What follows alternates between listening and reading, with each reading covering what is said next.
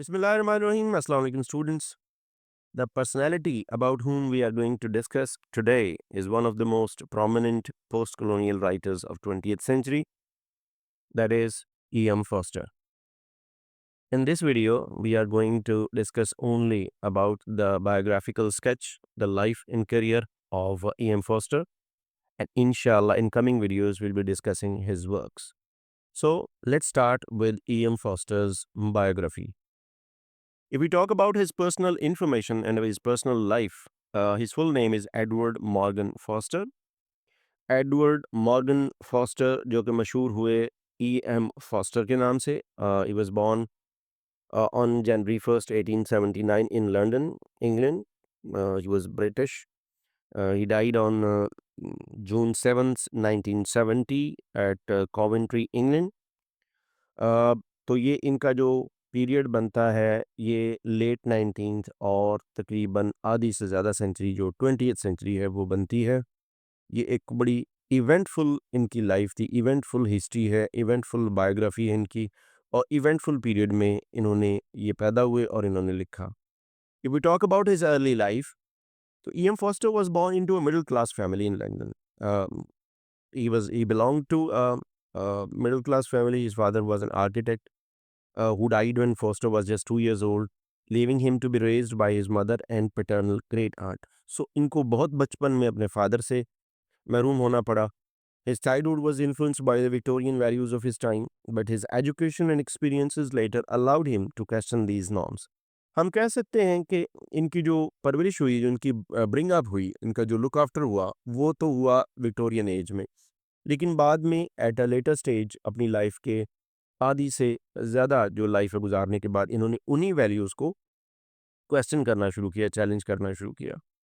So Foster attended Tonbridge School, a boarding school in Kent, where he felt out of place due to its rigid atmosphere. ये पहला इनका school था जहाँ वो अपने आप को फिट महसूस नहीं कर रहे थे. This experience later inspired themes of individuality and freedom in his writing.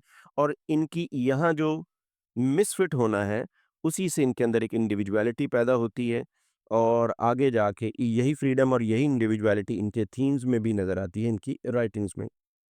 If we talk about his education and influences on his personality, he studied at King's College, Cambridge from 1897 to 1901. बड़ा मशहूर college Cambridge का. His time at Cambridge was transformative, introducing him to liberal ideas and intellectual discussions. इस इदारे ने इनके अंदर एक critical thinking पैदा की. It was a transformative period और इस एज ने इस कॉलेज ने इनके अंदर लिबरल आइडियाज़ इनकलकेट किए और इंटेलेक्चुअल डिस्कशंस में इन्होंने हिस्सा लिया. तो ये वो पीरियड जो इनकी पर्सनैलिटी की मेकिंग में या इनकी ओपिनियंस में, इनकी आइडियालॉजी की मेकिंग में बड़ा इंपॉर्टेंट रोल प्ले करता है. Then he became part of the famous Bloomsbury Group, a circle of writers, artists, and thinkers, including Virginia Woolf and John Maynard Keynes, who questioned traditional societal norms. ये early 20th century के एक बहुत बड़ा group Bloomsbury group था जिसमें बहुत बड़े-बड़े नाम थे लिटरेचर के और क्रिटिक्स थे ये लोग. तो इन्होंने उसे भी जॉइन किया और ये उनका भी पार्ट रहे. तो इन जो लिटरेचर का ये लिटरेरी इन्फ्लुएंस है वो ब्लूम्सबरी ग्रुप का भी इनके ऊपर है. सो यहाँ से एक लिटरेरी सेंस इनके अंदर पैदा होती है. If we talk about his writing career, तो Foster is best known for his novels, which explore themes of class, culture, relationships, and the conflict between personal desires and societal expectations. So whenever we look at his novels, mostly जो इनकी fame है that is because of novels. और novels में हमने देखा class structure, different classes, society का culture, human relationship and relationship between different classes and relationship between different cultures. So multicultural जो environment वो क्रिएट करते हैं, समटाइम्स हाइब्रिड कल्चर शो करते हैं, and the conflict between personal desires and societal expectations. Individual versus society has ever been has always been a favorite theme among all the writers. तो ये चंद एक बड़े themes इनके यहाँ नज़र आते हैं इनकी राइटिंग्स में.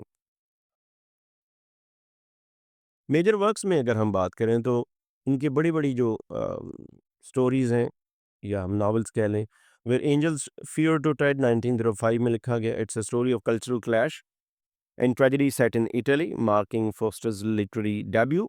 ये इनका डेब्यू राइटिंग थी, डेब्यू नॉवल था। Again cultural clash and tragedy set in, इसकी सेटिंग इटली की है।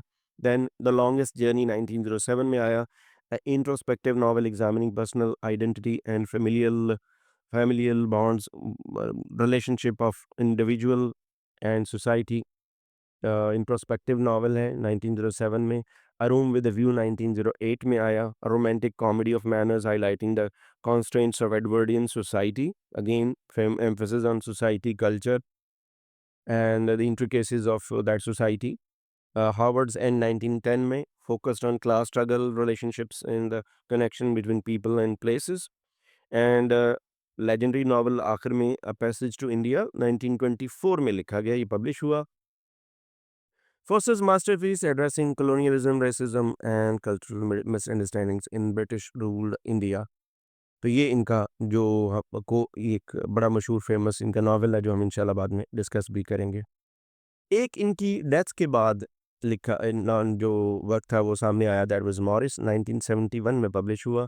अ novel about a homosexual relationship written in 1913 to 14 but unpublished during Foster's lifetime due to societal prejudices. ये क्योंकि खुद भी homosexual थे, ही बिलीव्ड इन होमोसेक्सुअलिटी, तो इस थीम को उन्होंने लेके तो ये 1913 टू 14 में लिख लिया था, ये पब्लिश ना हो सका।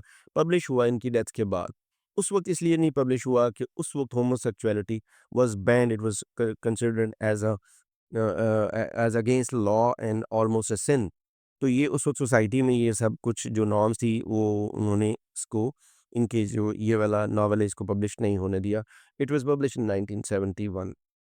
अगर हम इनकी ट्रैवल्स एंड एक्सपीरियंसेस की बात करें जिनकी बुनियाद पे इन्होंने लिखा, जो ट्रैवल्स के और इनके एक्सपीरियंसेस हमारी हमें इनकी राइटिंग में नज़र आते हैं। Fosters travel significant influences world view and writing. He visited India twice, India ये 2 बार आए सब कॉन्टिनेंट में, 1912-13 में, 1921 में। And he experiences that shaped his all such experiences that shaped his understanding of colonialism and inspired a passage to India।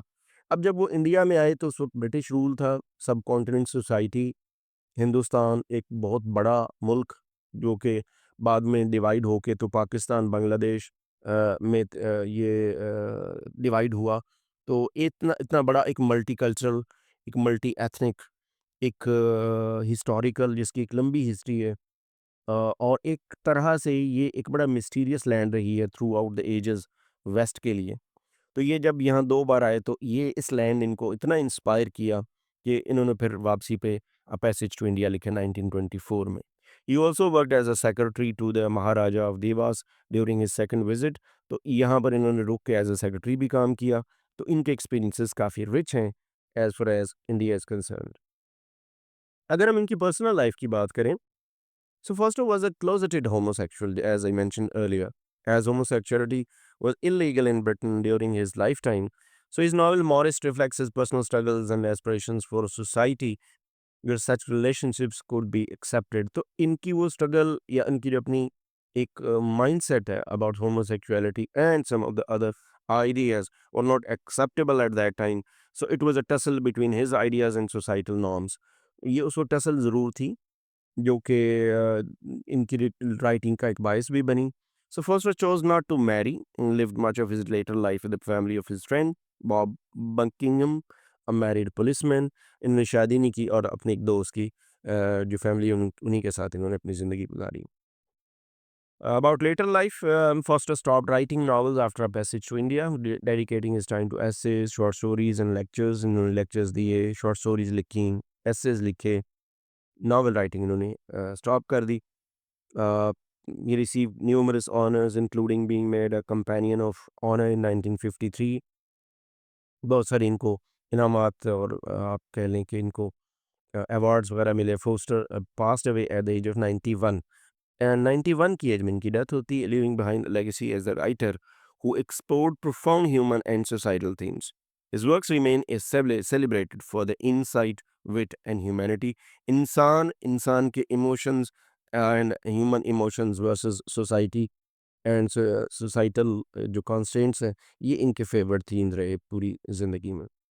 And broadly speaking अगर हम उनके themes के बारे में बात करें तो there is first of all as we mentioned earlier class and social divide explored in Howards End a room with view. Cultural clashes हैं central to a passage to India, जिसमें हमने बड़ा क्लियर, बड़ा सीवियर किस्म का cultural clash देखा between British culture and Indian culture. Human connection, his famous epigraph only connect from Howard's end captures his belief in the importance of empathy in relationships. Human connection की बात करते हैं, human relationships की, human family में रहते हुए लोगों के जो रिलेशनशिप होते हैं फैमिली के साथ, then outside family with your friends with other people. तो ह्यूमन कनेक्शन या ह्यूमन रिलेशनशिप्स इनका एक फेवरेट थीम रहा है। Repression versus freedom, he examined through personal and societal struggles in all of his works। अच्छा, ये जो रिप्रेशन एंड फ्रीडम है ये इंडिविजुअल लेवल पे भी हो सकती है, ये नेशनल लेवल पे भी हो सकती है। तो जो इंडिविजुअल लेवल की रिप्रेशन इनके अपने अंदर थी वर्सेस सोसाइटी, वही इनके फिर आगे वर्क्स के अंदर रिफ्लेक्ट होती है। And he writes a passage to India and some other writings in which he in fact try to explore the will for freedom and will for liberty against the colonial rules। यहाँ पे हम उनकी biography and करते हैं, इनका life and career को हमने briefly देखा, परखा। इससे रिलेटेड अगर कोई क्वेश्चन करना चाहें, कोई कमेंट करें तो ज़रूर करें। इंशाल्लाह I will come back with his legendary novel A Passage to India in next videos inshallah. Thanks for watching.